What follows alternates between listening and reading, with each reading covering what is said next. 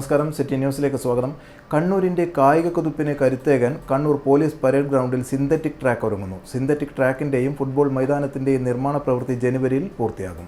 7.57 കോടി ചെലവിൽ Kerala police sports and youth welfare സൊസൈറ്റിയുടെ fund ഉപയോഗിച്ചാണ് സിന്തറ്റിക് ട്രാക്കും ഫുട്ബോൾ മൈതാനവും നിർമ്മിക്കുന്നത്. സിന്തറ്റിക് ട്രാക്കിൽ 4.5 സെന്റിമീറ്റർ കനത്തിൽ ബിറ്റുമിൻ മെക്കാഡവും 2.5 സെന്റിമീറ്റർ കനത്തിൽ ബിറ്റുമിൻ കോൺക്രീറ്റും നടത്തി 1.5 സെന്റിമീറ്റർ കനത്തിൽ റബ്ബർ, പോളിയൂറത്തേൻ എന്നിവയുടെ മിശ്രിതം പാകി. ഫുട്ബോൾ ഗ്രൗണ്ടിന് 105 മീറ്റർ നീളവും 68 മീറ്റർ വീതിയുമുണ്ട്. മൈതാനത്ത് പ്രത്യേക ജിയോ ടെക്സ്റ്റൈൽ വിരിച്ചു. ജിയോ ടെക്സ്റ്റൈലിന്റെ മുകളിൽ 10 സെന്റിമീറ്റർ കനത്തിൽ മണലും ചകിരിച്ചോറും അടങ്ങിയ മിശ്രിതം നിറയ്ക്കുന്ന പ്രവൃത്തി നടന്നുകൊണ്ടിരിക്കുകയാണ്. ബർമുഡ ഗ്രാസ് വിരിക്കുന്ന പ്രവൃത്തിയാണ് ഇനി ബാക്കി. ഫുട്ബോൾ മൈതാനത്തിൽ ഡ്രൈനേജ് നിർമ്മാണം പൂർത്തിയായി.